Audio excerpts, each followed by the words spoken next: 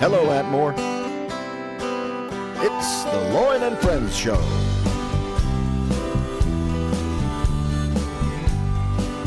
And now here's your host, Lloyd Albriton. And good morning. This is Lloyd Albriton. I'm talking this morning with a very loquacious guy who has so much to say that I'm almost sure that we won't get finished, but we're going to make a good stab at it. The show is Lloyd and Friends, and thank you for tuning in. We broadcast every Saturday morning at 10 here on WGYJ LP 93.5 FM. So thanks for tuning in. And if you have friends outside the area, don't forget to give them a call and let them know that we stream 24/7. All you got to do is just go to our website, and that's www. You really don't have to do the www, but it's www.light935fm.com. So that'll put you at the website, and you just go in and stream live, and you can pick up the program live. And so just one thing before I get started with Jerry, I do want to mention to you, the line is getting longer since we started the program. People are lining up, and we're going to be presenting to you as we go along a lot of people, a lot of interesting people. Now, there's a little phenomenon that's kind of going on. Some people are more interesting than other people. Well, as I always like to say, I'm like Will Rogers, who said he never met a man he didn't like. I never met a man who wasn't interesting. It's sort of one of those continuum kind of things, It depends on who you are, who you find interesting. So if you only listen to the ones that you know, because you know they're interesting, you say, wow, yeah, Jerry Gehman's going to be on. Man, I'm going to listen to Jerry because I know he's interesting. Well, then you already know Jerry's interesting, and you'll enjoy that interview. But we're going to have a lot of people on that you may not know. And when you find out about these people, part of the what we're trying to do, Jerry and I have been talking about that this morning, is the historical value of these interviews, having them. But another part of it is getting to know people you don't know now. So if somebody's come on the program and say, I don't know who this guy is, what's interesting about him? Well, tune in and find out. Mm-hmm. So we're going to be having, as we go along, people that you may not know or recognize. So join us and find out what they're all about. That's part of what we're trying to do here. I'm talking to Jerry Gehman. Jerry Gehman, his brother, the infamous David Gehman, is on the keyboards. He's over there on the controls here, controlling everything that we do, Jerry. Do you ever feel that way? That's very dangerous. Yeah. I would have to admit that. But now David can come in if he wants to. He's got a microphone too. We let him have a microphone. That's dangerous. If I were to fly a small plane, a private jet, for example, I would rather him be the pilot than anybody else I know. Mm-hmm.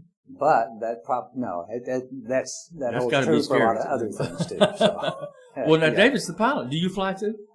Only as a passenger. I'm a railroad man. You understand? I would rather take a train than a plane. Okay. A regular Johnny Cash kind of guy. Hey, well, that's the whole... It's safer to take a train than it is to fly. So that's proven over and over again. He will disagree, but that's okay. Railroad has been a part of my life, and it's crazy how the Lord has allowed my passions for railroad to carry over into the business world and into the political world. And I've had some wonderful things occur in life as a result of railroad. But, and even my youngest son's name is Frisco. Oh, I thought you were after the Frisco Railroad. My wife said he's a caboose, and that's where the name came from. Frisco, really? That's why his name is Frisco. Well, we had your dad on recently, and he talked, actually it wasn't your dad that told the story, it was David that told the story about you guys used to go down here on the railroad track and ride the train sometimes. We did. Robert Martin, the engineer for the Atmore yard job is what they called it, during the summer months when there was a lot of agriculture, potatoes, cucumbers, and then the yard job also handled the pulpwood that was in this area, and the fertilizer. There was a daily job out of the Atmore yard, which had 14 leads, by the way. That's 14 different tracks, railroad terminology. It was a pretty good-sized yard for a small town of Atmore because of our heavy agriculture emphasis as a community. And so they called for a daily job during the summer to shift all these cars. And Dale was the one that first got to ride with Robert Martin out of curiosity. And then he came home and told us about it, and then we were over there like flies on honey real quick. He's probably out there standing by the track wanting to toot his horn, wasn't he? And he got to ride. Well, we got to ride too, and it stuck with me. And David and Dale did not necessarily always stay true to that. I did. I had a fascination for railroad, and thoroughly enjoyed what Robert taught me over the course of years, how to operate a locomotive. And he had let us obviously blow the whistle and ring the bell. Even when there was no longer an Atmore yard job, he would still run Pensacola to just north of Thomasville. When he'd come through Atmore, I'd go out and meet him. And if he had any work to do in Atmore, they'd stop and pick me up, and I'd ride with them while they did the work, and then go on Pensacola. So that was fascinating. And that's grown up in Atmore. When Atmore was pure, and when it was not a lawyer stopping you from getting on the railroad. When you could do things that you can't do today because of liability. And I get the liability factor. However, I say it was pure then. Kind of like going to the creek on the back of the pickup Absolutely. with your legs hanging off the tailgate. Same thing. Or riding in the back of the car with the trunk open. That's where we rode. So railroad, has that been your work career? No, I've never worked for railroad. As a matter of fact, Robert Martin was the senior engineer for the Amory to Pensacola district. And Magnolia, Alabama is where they changed, north of Thomasville, changed crews, and they stayed at the Magnolia Hotel. Well, he was a senior engineer in 1977 when I graduated high school. Railroad was collapsing, and even the superintendent could not get his own son a job.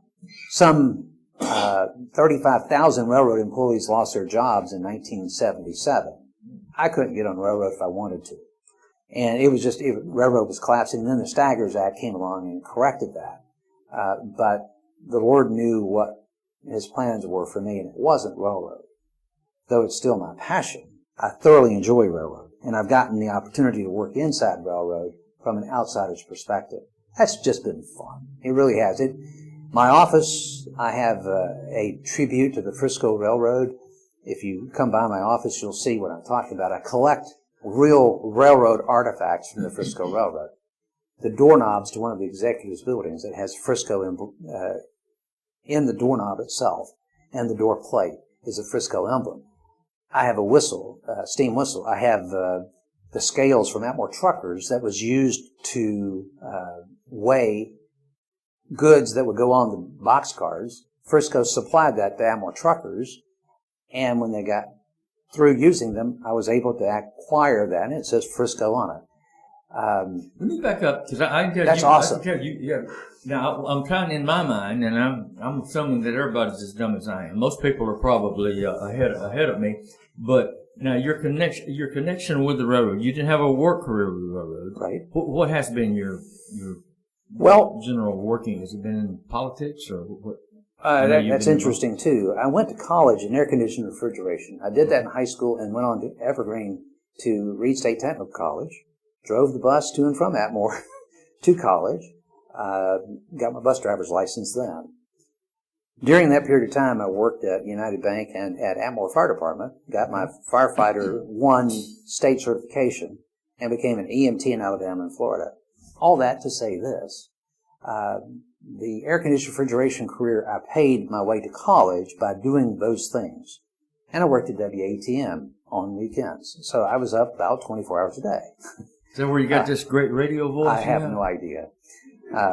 I can put on the Southern jump real quick. Because you guys all have a little bit, a touch of it. Well, your dad has that Mennonite claim, but you guys have something a little different. Well, the reason why is are a little different. Yeah, I'm not sure what. The reason why is if you listen to yourself talk, as you have to do in radio, you put headsets on, and you hear yourself and like, oh no. You don't sound like what you thought you sounded like. So you change that, and you want it to pronunciate, you want it to sound correctly.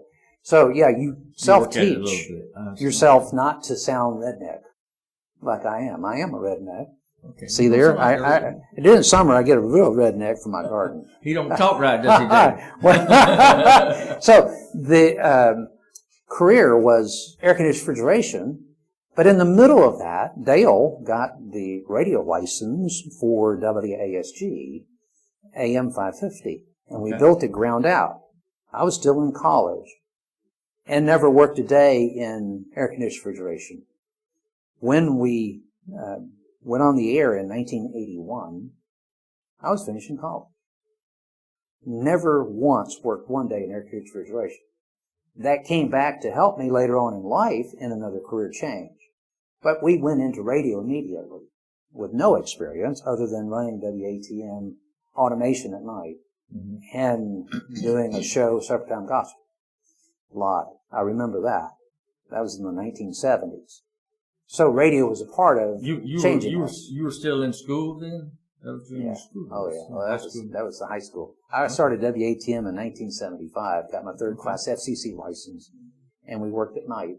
Had to have a monitor there to keep the FM active. The AM had already sent off the air, except during the summer months when daylight was longer. You ran Supper Time Gospel at 6 o'clock, and so you did your own show, and that was kind of fun. But the rest of the time was watching automation. So it was just sitting there doing nothing, basically. But it taught radio and the principles of radio. Tom and Ernestine Menard was important to us. So radio kind of went and left air conditioned refrigeration in the background to do radio. Well, in radio, you learn low voltage, and you learn sales, and you learn news, and you learn all kind of things that became a part of who I am. All right, so WASG goes on the air in 1981, and I'm the sales director. Selling what? Airtime? It's non-tangible. Can't taste it. Can't touch it. You can hear it, but that's it. Newspaper is touchable. TV is visible. Radio is air. To sell the hardest commodity there is. And I learned how to sell, and that's the only way we survive. So I'm a salesman. But I did news every morning with Dale.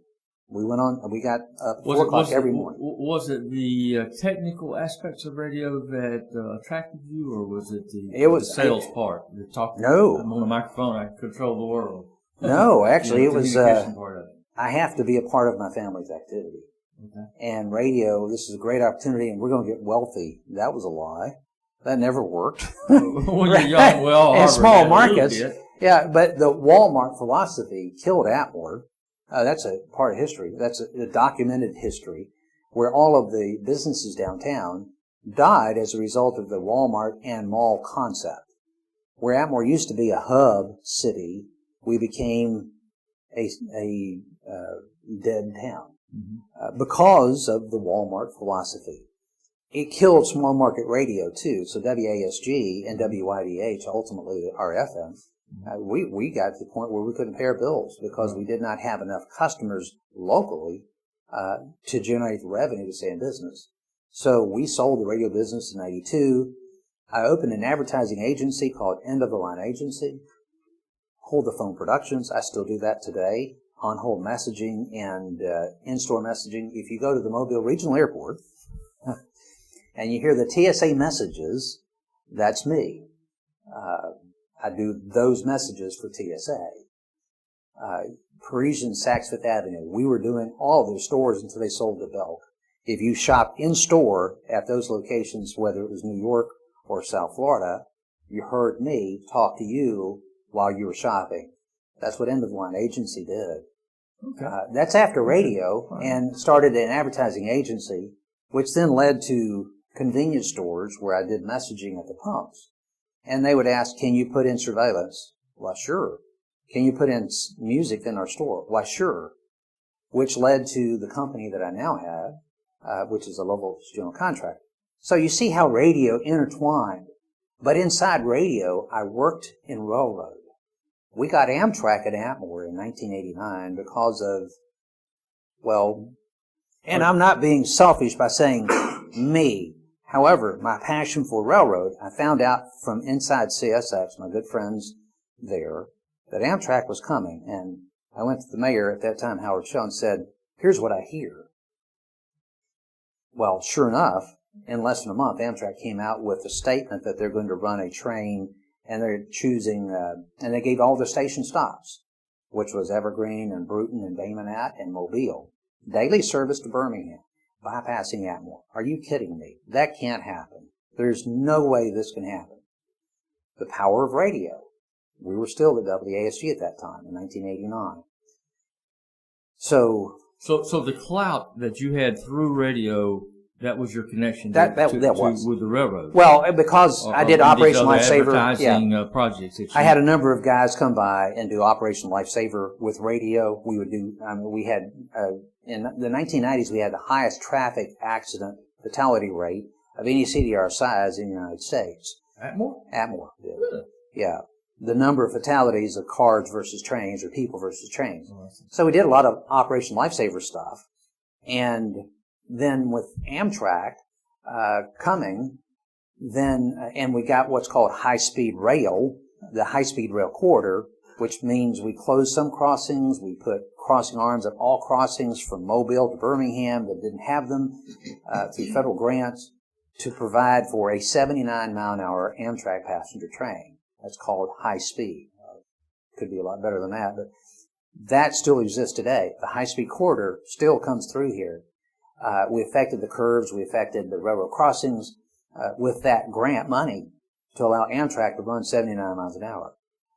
Well, when we found out that Atmore was not on the Amtrak stop, I'm like, Howard, we got to do something about this. So we started finding out. Wick Leatherwood was the vice president of Amtrak. He and a team were coming down to visit proposed station stops and see what the cities were planning to build as a passenger station stop. And we asked that they stop in Atmore and give us at least 15 minutes. In that 15-minute period of time, Wick Leatherwood agreed to stop when they went from Bruton to Bay Minette. Remember, they'd already gone to television and already gone in the newspapers and identified the county seats as their stops. This was a coup. This is one of the best coups I know of. They came to Atmore at City Hall, and on a paper napkin we drew out a train depot. We had John Arthur McGee from the Porch Bend Creek Indians with Best Western, and at that time we had the bingo hall. He was going to provide transportation to Best Western. And Dale and I were there, and a couple of business leaders. Jack Dew was on the city council, but he was there as a businessman. So this is going to be a stopping point, 15-minute stopping point. To just give us an ear while they go and looked at the stops they'd already announced of Bruton and Bay Minette, not Atmore.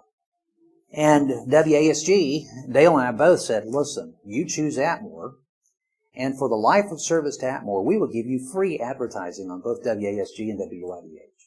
You will get free advertising for the life of service. They went in media, unprecedented, and canceled Bruton, which is the county seat, and Bay Minette, which is the county seat, and chose Atmore because of that offer of free advertising. As a consequence, I did a daily train report every morning when Amtrak service began. Mm-hmm. I rode on the inaugural train to Birmingham, up in the cab of the train. It was fabulous. I had wonderful opportunities and did that often. But I met every morning at 7:45 to interview the passengers and interview the train crew. And it became a thing. TV station in Atlanta did an article. TV station in Birmingham came down an article. Newspapers did articles on this crazy train report. But in 1991, we had the highest ridership of any city in the United States our size. The highest ridership because of radio, because of my love for railroad through radio. And I hate to sound I don't like the word I, but the truth of the matter is that's how we got Amtrak. In 1991, Skippy White introduced legislation in Montgomery, he was our state representative, to declare Atmore the official rail welcome center for the state of Alabama, of which still exists today. Okay, that came of my love of railroad from way back in Robert Martin days when I was a kid. And I got to do it in radio and working directly with railroads, whether it's Operation Lifesaver or operating directly with Amtrak. In 1991, when we got the official Rail Welcome Center proclamation and we had the highest ridership, Amtrak brought their train to town normal service, and scheduled a 30-minute stop. And we had birthday cake for everybody on the train. And Wick Leatherwood, the vice president of Amtrak, was on the train. And we had a celebration. And we had hundreds of people at the train station. That was phenomenal. That's what radio can do, and that's what one guy's love of railroad can do when you have the right equipment. I'll carry that step further by saying that in 1991, the Sunset Limited was introduced, a tri-weekly transcontinental rail service from Los Angeles to Orlando, and it stopped in Atmore. So we had 2 trains service to Atmore, which is phenomenal. Carry that now a few years beyond. In 2016, Mayor Staff asked if I would go with him to Mobile to a meeting with the Southern Rail Commission about a potential resurrection of Amtrak service that had been discontinued from Hurricane Katrina in 2005.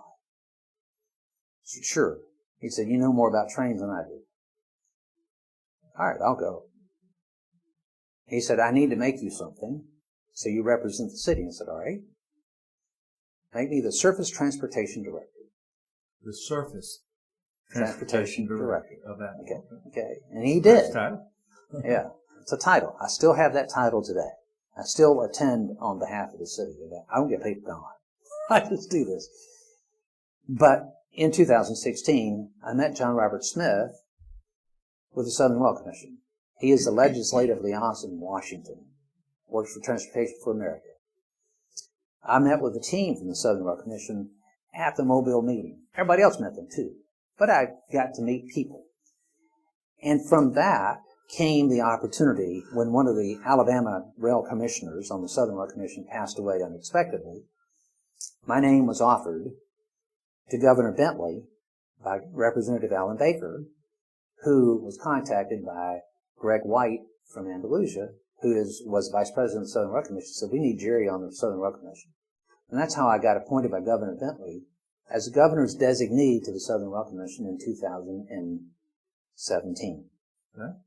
And served in that position, 2016 actually, served in that position through 2018. Phenomenal time. Had an awesome experience. Railroad's passion when I was a boy carried over to radio, carried over to my business world, and then ultimately led me to a position with a state board authorized by Congress, which enabled me to go to Washington and meet face-to-face with people I never thought I'd meet in my life. That was phenomenal. That was an awesome experience. Drop a few dimes. Who are some of the most interesting people you met? Well, actually, I think probably one of the most interesting stories to tell would have been Senator Shelby, which I've met many times before, prior to the Southern Rail Commission. When I was on the city council in Atmore in 1996, because of the death rate that we had with railroads, I was seeking a bypass. And Rodney Owens was with me. He was the mayor. He and I together had approached, how can we get an overpass for cars and trucks in Atmore? There is no overpass. We were looking at a bypass to make a Pensacola to I-65 by Jack Springs Road, Highway 97, a 4-lane corridor to Pensacola called the Highline Route for hurricane evacuation. But it would give us the bypass over the railroad. And Senator Shelby came to Atmore to meet with me and look at our disaster. So that was back in 1996. Jump forward to 2017. The Appropriations Committee, of which Senator Shelby was the vice chair in the Senate Appropriations, had a bill before them, the Rail Restoration Act, as well as 2 others, the Chrissy Act. Those were funding Amtrak's capabilities to resume service in the Gulf Coast. And it's multi-millions of dollars. We're talking between the 3 pots, almost $1 billion. Senator Shelby was opposed to Amtrak, always has been. He was the vice chair. His good friend from Mississippi was the chair. His good from Mississippi wanted Amtrak to resume. And he asked Senator Shelby to abstain from voting against the package. We went to him and lobbied him. I went to him and lobbied him and said, please, we take your position, understand it, against Amtrak. We wish it were different, but would you abstain from voting in this package so this grant can go through? He did. Senator Shelby abstained. He did not vote yes or no. His no vote would have killed the bill. He abstained. I think it was probably the influence of his good friend from Mississippi, not mine. The point is, we lobbied him, and the bill passed.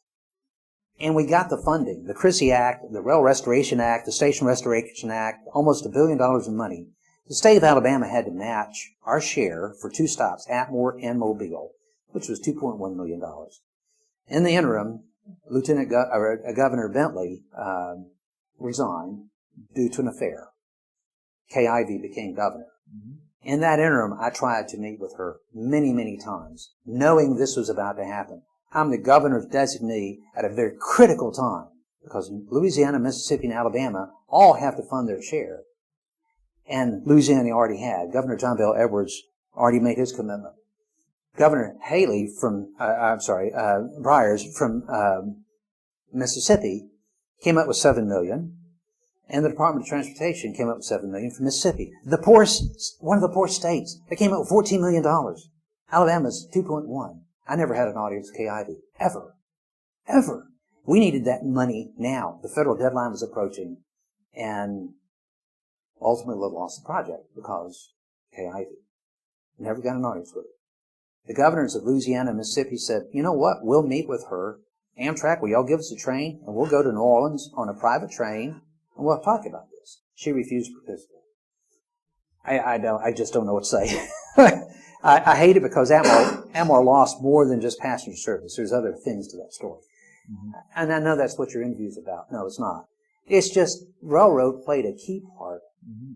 My growing up right over here at the old Frisco Yard had an influence on what I got to do in my life. And it's just been a wonderful experience. I have so many wonderful stories. There's some negatives, but there's some positives too. And it influenced Atmore. It still does today. Williams Station Day, which is celebrated the 4th Saturday of October, came as a result of our Amtrak service to Atmore. When the Merchants Association downtown couldn't have their event downtown anymore because the state of Alabama refused to allow us to block off the streets, we're like, what are we going to do? And that's where the concept of Williams Station, looking at our heritage, came from. And it came from Dale Gehman and Rusty Luttrell and Al Wingard. Those are the 3 that work with Emily Mims with the Chamber to say, why don't we do a Railroad Heritage Day? WASG was the reason why that happened. And Williams Station Day exists today as a result. And, well, yeah, there's other things from radio that still exist in Atmore that we played a part of. What I'm saying is, railroad still influences my life. Radio has been a huge part of it. Has nothing to do with how I make my living. So your living is basically in advertising, sales, advertising? No. It is a part. End-of-the-line advertising agencies still exist today. If you call a number of places locally and around the state, you'll hear me talk to you when you get put on hold. So I still have customers that I do that with. I used to have 350-plus customers. That, when we opened up the general contracting business, I closed a lot of that down. Now I think I have 18 customers that I do that for. Not a whole bunch. Mm-hmm. I haven't pursued that. But with that in mind, it was the premise of radio that helped to form my sales ability to affect the other businesses, of which I have 5 now, that I make a living with. It all just kind of came together. It did. Now, let's come back to where you are now. Okay. Tell us about the development of this station. Whose idea was that? I want to whip Dale. Come over here and build a radio station at the church. No. The last thing Jerry Gehman wanted was to get back up at 4 o'clock in the morning and do radio. I mean, I resisted that. Dale had gotten a low-powered license for Gospel Light Church when he was among the living, before he had cancer take him out. And there was a window of time. Another story here for you. Dale was, before he died, he was being nominated under President Trump's administration to serve as the chairman of the FCC. Dale was a broadcast engineer and served on the engineer committee of the FCC. Well, as a result, he knew these low-power licenses were available. He tried to get the tribe to buy one, and he got one for Gospel Light. The tribe didn't, and what we did at Gospel Light. I did not want to go on radio. I'd done radio from 81 through 92, getting up at 4 o'clock every morning, crucifying your body with all the requirements of making radio successful, meaning school board meetings at night, elections at night, executions at night at midnight, and you still do your morning show. At 5 o'clock we went on the air. Okay. Well, yeah, it takes a toll. And you have your own family. I have 4 boys at home. That's a rigorous life. With that in mind, the things that radio brought about was a commitment to our community. Well, when we got this license for Gospel Light, we'd been out of radio since 92. I'm like, if you want to put it on the air, put it automated. I'm not interested in, I've got businesses that require my time. I'm not willing to come in and commit to that. Well, Dale died suddenly of cancer in November. The license required us to go on the air January 31st, or we submit the license back. So David and Dad got together and pushed the issue, and here we are. The rest is history. So if we go there, then I have to commit fully to that same arduous schedule. To make radio, you're going to have to invest your time, of which this doesn't pay me anything to do, any of the things we do. But it's so that God can spread the gospel through music. Dad has a platform for his services to be broadcast. And we have a local voice again. Mm-hmm. So that if Amtrak comes back, or if Plot goes, whether it's the peanut plant or whatever it might be, there is a local platform for conversation and awareness of what's going on. To play off of what Ernestine Menard used to have a program every morning at 7 o'clock on WATN. What's going on? Do you know what's going on? Oh, really? Okay, so with that in mind, what's going on? That's exactly right. Well, what's going on? So we went on radio and met the FCC requirements, and that's been soon to be 5 years ago. Which is ridiculous. And so now does the band, and I'm not real knowledgeable about radio regulations, but does it stay small, or it does? There is some conversation about allowing low power FMs to increase their output if they fit in the contour of propagation, not interfering with another radio station on the same frequency. There is that conversation going on right now. I'm not sure that we would do that, but I can't say the future. It depends purely on financing. This is this would be a good time. Let me just slip in. I know we don't do paid advertising right. As a nonprofit type business, but you can accept sponsorship. So you can accept a little bit of help from the community if they want to sponsor. It's just like PBS. Yeah. It really is. If you think about PBS, they do fundraisers every day, all day long, and your money supports us and allows us. But they have every major. If you listen to NPR, the same governing laws affect NPR, though there's somewhat in my opinion, a socialistic view, a leftist view, and they're allowed to have almost pure advertising. Where if we were to do that, we would get fined. Yeah. I think there's a double standard. That's what I'm saying, is that NPR has a double standard. They're allowed to because of their national influence on politics. Right. We're little. Okay. Now, politics. Yeah. Let's just slip a little bit into politics here. We don't want to get too deep into it, but now, obviously, you have political passions, opinions. I do. What about your activity? Are you involved in politics? I am. It's crazy. I thoroughly enjoyed the time on the city council, 96 through 2000, and maybe one of the accomplishments during that time was exposure of my boys to Washington, D.C. During the National League of Cities, every year I would take one of my boys with me. And as a result, here's a little story for you. I believe it was Tristan that was with me. We sat at the table over a work session. You have how many boys? 4 boys? 4, yeah. 4. Reuben, Tristan, Marnon, and Frisco. No girls. No girls. I have 2 daughter-in-laws, which is awesome. So at the table in this working luncheon, this week-long session in Washington, the director of FEMA sat with us because of my son Tristan, and she's got to know Tristan. We talked, and she said, "Hey, is there any problems in Atmore you need some help with? And I said, yeah. The Owen Street Drainage Project, which was built when the Frisco Railroad put in the flyover to drain the 7 ponds of Atmore. So it's an earthen ditch 15 feet deep and a concrete cover was collapsing and clogging up and causing flooding. And at that time, it was millions of dollars to fix in the city. We didn't have the budget for it. She said, well, there is what's called a remediation fund from Hurricane Frederick. Huh? Yeah, it hits you. And X number of years after hurricane, a percentage of the FEMA money is set aside to remedy things in the future. If we have $1 billion or $2 billion FEMA grant from the federal government, I think it's 15% is set aside to come back and remediate. She said, that fund's available to you. What? Oh, really? So I came back to the mayor and said, listen, here's the lady. This is what she said. We got that project paid for with FEMA money because my son Tristan was eating lunch with me. He was young. And the FEMA director came over with interest in my son. And that's how we got that done. It's not an I thing. Please, I'm not bragging on me. I'm saying this is what happened. And this was fun. That's politics. That was a lot of fun. Exposure to key leaders. We got, go to the House, Senate, and meet all our people, and they came talk to you and all this kind of stuff. That's fun. I thoroughly enjoyed the political process of helping make difference. I would rather be, what can I do for my country than what my country can do for me? A John F. Kennedy statement that everybody should live off of. They should act that way, not expect the government to pay for everything.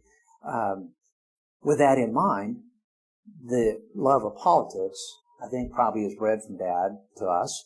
I thoroughly enjoy politics. I don't like the position we're in the country right now. That's personal. I think it's more than personal. You hear it on the radio. I'm going to defend liberty. I'm going to defend the republic.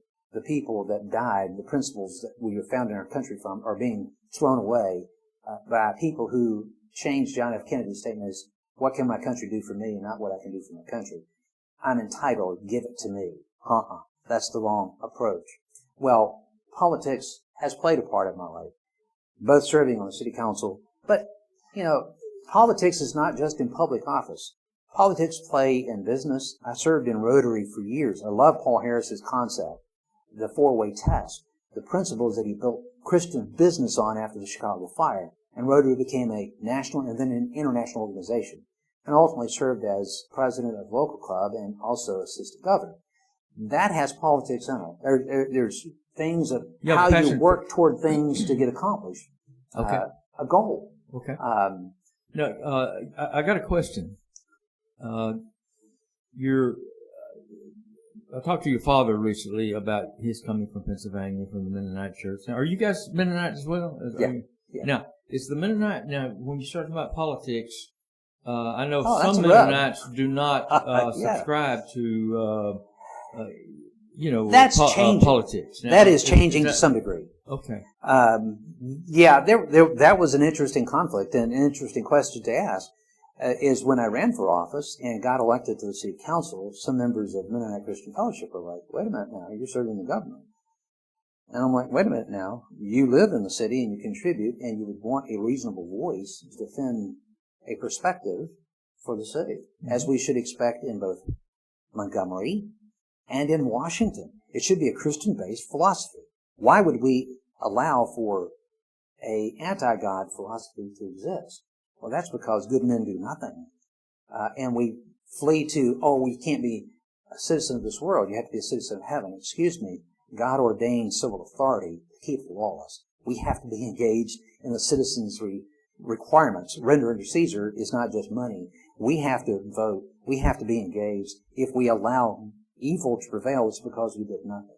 So that I contradict a good bit with the Mennonite doctrine. I will not kill someone. I can't do that. That, I think, is deeply rooted in the Word of God. For me, I can't do that. Okay. What I can do is support those that are enabled to do that by God's civil authority law. And I'm going to Now, does that preclude military in some service other than combat? Or no? I am grateful for our military men and women, and I support them 100%. Okay. I do. I personally cannot take up weaponry to kill a human being. I I would almost go back to the I Amish. only asked the question because of the politics. I understand. You know, yeah, but it did how that fit it did together. cause a conflict. I will say this: the Amishman said to the chicken thief, he said, "Sir, I would do thee no harm, but I'm about to shoot where you're standing." Well, I kind of like that because that philosophy. I mean, you think about the philosophy. You got to defend. I'm going to defend my family and my children to the nth degree. But taking a life, that's in God's hands, not mine. So politics woven into my life and a member of Mennonite Christian Fellowship can be a challenge because I am very vocal, and I'm going to be very vocal on the Constitution that God ordained our founding fathers to have, that enables me to have liberty and freedom, the same liberty and freedom that God wants us to personally enjoy with the relationship with Him. I defend as a country. And so, I'm at conflict with some of my brethren on some of these issues. I'm very clear. I'm not going back away from that. Okay. That's for sure. So politics has been a part of my life. It still does today. I serve, another railroad connection to Atmore. John Robert Smith, I mentioned him earlier, got me on to the Southern Rail Commission, he and a group of others. Got to serve there. Fabulous time as we worked together on projects. Then he said, Jerry, Atmore is an ideal location for Smart Growth America. It's a grant that I oversee through another entity we take care of in Washington from the USDA called Smart Growth America. He said, you're qualified. It's a technology grant for 2 years. Would the city of Atmore be interested? I said, I'll take it to the mayor. Mayor staff, are you interested? He said, yeah. So we did. And so I had that up. Well, we got that grant. It's a $35,000 grant, but it gave us the footprint of how to change Atmore in a proven methodology of how to build smartly. And that takes in so many things. There's 10 basic principles, but it affects everything from housing to landscape to traffic management to where is the hot spots and how do we connect I-65's little Atmore, River King, if you will, to downtown Atmore 6 miles away. How do we affect growth? How do we affect education? How do we affect the nightlife? How do we affect keeping the millennials here? Smart Growth is a quasi-government entity. It gives us the ability to pursue grants and things of that sort, but it's not under the purview of the Atmore City Council. We go to them with recommendations. There are some changes that have come from Smart Growth. It's slow and subtle. We're not wealthy. It's hard to find money to do things, but here are a few that I'm going to highlight that have occurred. If you'll look around town, you'll notice that we have wayfinding signs. We have more to put up, but we have wayfinding signs for the first time ever. We have What kind of signs? Wayfinding or trailblazing. They're the red signs that say this way to the park, this way to the blah. Okay, wayfinding. Right. We've got this. We have a new crosswalk at Ridgely and Trammell Street that is decorative. We have another intersection that we are working on funding now. We want to do that all around town. Those are subtle things. We cleaned up the sidewalks by pressure washing all the sidewalks. There were things to make our city better. As a result of Smart Growth, we have a bike route with a bike trail with bike stands for bikes to be attached to. We've installed benches around the city. Those are subtle, little, small things. There are bigger things that are occurring as a result of Smart Growth, such as the emphasis of restoration of buildings instead of tearing them down. And we see renovation right now of the Strand Theater and Atmore Hardware, which is phenomenal. There's several other projects I can't mention that are soon to occur, which are fantastic. But it gives us the blueprint of how to make these things happen. Smart Growth, that is. So politics is part of that. It's fun. It came as a result of railroad. It came as a result of it all just kind of fits together. Of Robert Martin letting me ride the train engine when I was a boy. Yeah. Well, he's a talker, isn't he, David? I thought you were the talker of the family. You didn't even scratch the surface. This guy's got a lot of passion. Well, you got to. Yeah, you got to do what you got to do. You have this passion, and you've done a lot of good. Now, I don't want to. I think we're about 15 or 20 minutes left in our interview, so I don't want to run out of time before we talk a little bit about PCI, your relationship. I know that you guys are kind of like in my family. My mother was a Tullis, but she wasn't an Indian. So, Vote Tullis married a Walker was an Indian. Okay. Right? But so the Tullises, a lot of people say the Tullises are Indian, but not all of us. Okay. And you guys as Gehman, your father was not Indian, but he came here on a mission for the church and met your mother, who was Indian. And I believe David has served on the council before. They all served on the original council, and then David has served 15 years on the council. Yeah, okay. So you guys are involved in PCI. Right. Comment, since you are involved in so many ways in the Atmore community, and PCI has, particularly in the last 30, 40, 50 years, become integral, not just important to Atmore. Comment on that. There are things about that PCI and the gambling. I'd like for you to touch on the gambling and how you reconcile that with the religious and so forth. If I were elected to the council, I'd vote against gambling. The Bible says very clearly, ill-gotten gain. It's not going to happen. But I would also say that we live in a real world that there is the lure, and people are doing that, and it's commonplace. And there's a lottery in every state around Alabama. There will soon be a lottery in Alabama. It is going to happen whether I want it to or not. And if I voted against it, it still would happen. Dale took a strong position against it. It was the will of the tribe. The tribe voted, and they, by overwhelming majority, I think it was like 73% voted for gaming back in the day, when it could have been stopped. But they voted for that. It did change our life. It did change my life. As a consequence, G&H, let's go back, End of Line Agency, doing the advertising, then started doing the surveillance and started doing the sound systems and so forth, convenience stores, led me into low voltage. And the opportunity for the tribe came when we were building a 3-story parking deck at the Wetumpka project, when we were all operating games out of trailers. And I bid on the project. And as a tribal member, I won that project. And I had a partner from Birmingham to help me do the surveillance in that project. And that led to where I formed G&H Systems, general contractors, got my general contractor's license in low voltage. And from 2008 forward, we've been their primary source until 2018 of low voltage for the casinos, where we build out, we put in the infrastructure, the fiber and the copper, and the controlled access and the surveillance, the sound systems, and then manage the fire alarms and things of that sort. That's how I've made my living, is primarily off the back of the tribe in the casino world, in a legitimate business that I can do in a church.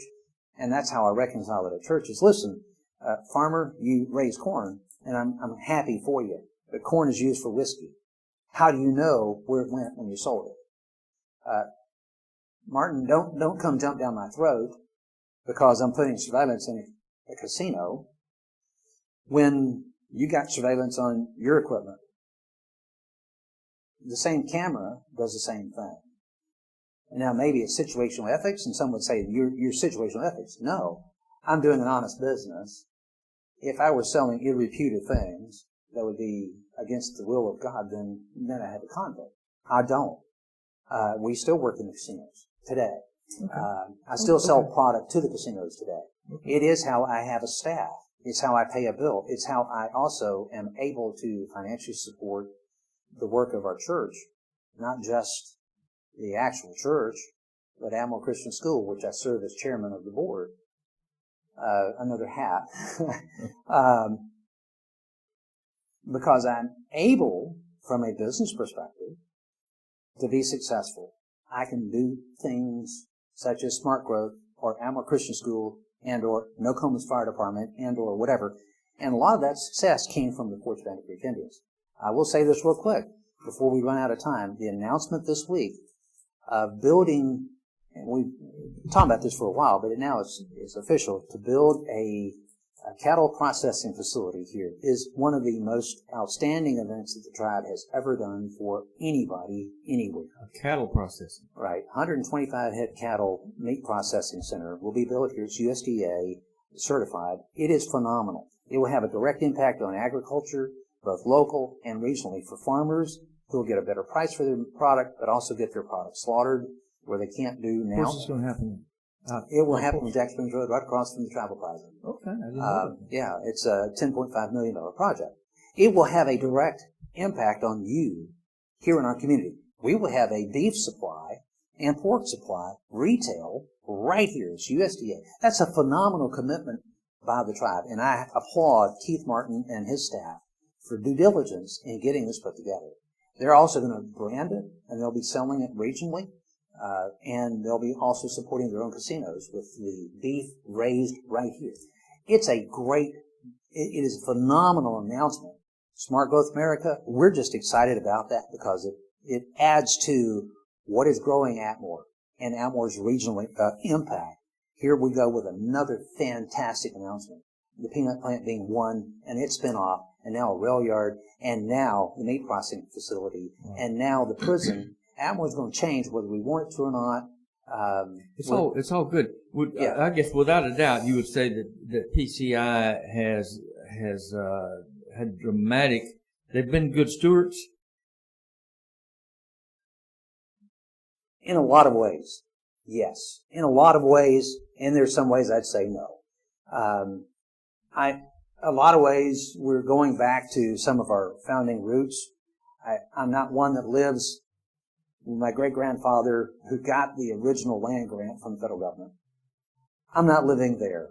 Just like nobody else needs to live in slavery or whatever. That wasn't in your lifetime. So I'm not living there. What we're doing is making positive things our own way, such as buying land back. And we have a hunting club that is almost 25,000 acres. And I hunt. And this is the first year I've hunted our tribe's hunting club. It's phenomenal. The gorgeousness of nature is just, and we're preserving it. So there's some very positive attributes of casino gambling that has had other spin-off effects. Right, yeah, I agree with you on that. Has PCI been particularly good to Atmore? I know some of the other outlying communities, they kind of, hey, we got PCI up here, and they do take care of us. But I know PCI spends money around the country. I heard about something going on in Chicago just the other day. Correct. Maybe on your ship. I would say that we have a lot more benefit. They're particularly good to Atmore. Yeah, we have a lot more benefit than most people would realize. Take away PCI, and you would find a huge, deep. Definitely. All right, so here we go. All right, I don't mind saying stuff. We are the redheaded stepchild in Scambia County. Have always been. Bruton being the king. Seat, okay. Yeah. They stole it from Pollard, the thieves. Right. But, okay, that goes back in history. I know that story. Okay. All right, but we have always been second best. We've always been second fiddle. I hate to use the term redhead stepchild. That's just one that's been a part of history. My precious grandson is redhead, and I love him to death. So, not to blast redheads, I'm just saying we have been the second, and we're not anymore. And we're the envy, actually. Atmore is the envy. The hotel tax that tried to pass by the county commission recently, and the county commission's been after Atmore for a while, and I'll blast them right here, right now. I'll tell them to their face. You tried to put a hotel tax in Escambia County. Where are the hotels? There's one, I think there's now 2 in Bruton. There's 7 in Atmore. What dime of that would have come to Atmore? Tell me, County Commission, be honest with me. Don't lie to us. We have been the redhead. If we didn't have Porch Bannock Creek Indians, there's a lot of roads that are paved that would not have been paved. There are a lot of amenities that we would not have had it not been for the Porch Bannock Creek Indians. There are a lot of funding of civic organizations, like Rotary and Civitan, or Lions Club and so forth, that would suffer as a result of not having PCI funding. There are food programs locally that are good. So, yeah, PCI gaming has been a wonderful benefit to us in the overall scheme of things. I don't agree with everything they do. Mm-hmm. I don't agree with a lot of their policies, but that's personal. There are some political policies that I so disagree with. But at large, the tribe has been a wonderful attribute to our community. Atmore actually is the result of the Porch Bannock Creek Indians from a long-term perspective. Mm-hmm. When it used to be called Red Town, and there was no Atmore. Mm-hmm. So actually, our origins come through there. Yeah. It's amazing. Well, it's exciting to see what might come along. Now, you in the future, you're not a big fan of KI, are you? I would say that she has been the greatest disappointment as a Republican. She was a Democrat to start with, and she knows that. But the truism is that my conflict, some would say, is personal. It is. She relieved me from the Southern Rail Commission, but she never met me one time. And I was the governor's designee at a critical finding that affected two other states. Is that a personal thing? Or do Well, you, if no, it were not for that, would you be in I would not camp? support her in a lot of ways. Her secretiveness as governor has been pathetic. And that really should be the reason why she's voted out of office. She refuses to meet with the media. She refuses to answer questions. Why? What are you secretive about? So for me, Will Ainsworth would be a great governor, but I would suggest that be accessible. I came to her office before Governor Bentley resigned, knowing the critical nature of the Southern Rail Commission's issues, and she refused to meet with me prior to becoming governor. She just didn't like you? No, he never would allow. When she became governor, I went to her office and sat in the hall of the Capitol building, met the Alabama State Trooper. He and I were on first-name basis. The scheduling secretary, the attorney who worked for her on the Southern Rail Commission. No one could get me into her. And we had a critical decision that the other states were looking at me as the governor's designee. What are you going to do about it? Because Louisiana's going to lose, and so is Mississippi. And they've made their commitment. You've got to get her to commit. I never had an audience with her. Well, I'm a little. Was it you or was it the railroad? I mean, just her position about the road. Well, I'd love to know the answer. I really would love to know the answer. That we don't have the answer to that. We don't know why her position was. I've understood that maybe one of her staff attorneys were an ex-CSX employee that did not want Amtrak to come on CSX track. That's a federal regulation, not CSX. By law in 1963, passenger service can and will operate on private railroad. They cannot stop it. They can put significant hurdles in the way, and they have. But by federal law, by federal statute, can occur. What is KIV's position? I don't know. But I did get to meet her. Okay. I got to meet her in person. Okay. She didn't know it. Well, we only got a couple of minutes left, oh my Jerry, goodness. and we didn't spend anything on deer hunting. But I know man. you love to deer hunt, and I know that's where you'd love to be in this morning instead of in here on radio. Talking on the radio. Well, but you killed some deer this year? Well, my son has taught me. I say this because you don't look like a deer hunter. Oh, you look more like IBM exec or something. IBM exec. See this guy, David, in the flap cap, and the camouflage. Oh, let me show you some pictures. You betcha. Okay. My son Reuben has taught me to hunt in the last 3 years. First year, I killed a 8-point on the last day of season, which was phenomenal. He and I both were elated, and I was hooked. Last year, he got me hunting more than I've ever hunted before, and I killed 2 bucks last year and a doe. This year, he got me into bow hunting, the true hunting. And I've learned the bow. I bought a bow, learned how to hunt with a bow. I killed a doe with a bow. In bow season, off a tree climber, which I learned to do for the first time ever in my life this year. I thoroughly enjoy it. It has consumed me worse than it should. And bow season, our deer season ends February 10th, and I will go on vacation after that because the drive to get out there is there. I love it. It's just, God's creation is spectacular. When you see what He made, whether it's snowing as it was Sunday 2 weeks ago when I was hunting, 25 feet in the air with wind blowing, and it was phenomenal. Nothing like getting out there among it. Jerry Gehman, we're out of time. Your brother's over here waving his arms at us. And he does that all the time. He's going to throw something at us or what. He does that all the time. We've got to go. Thanks, David. Jerry. Yeah, you can call. Everybody wants, I have to say this. People will say, David's your brother. Yeah. How much older is he than you? Yeah, they don't say that, do they, Dave? Hey, thanks, Jerry. We appreciate you, buddy. Thank you. This is Lloyd and Friends. Have a great day. Thanks for listening to the Lloyd and Friends Show with Lloyd Overton.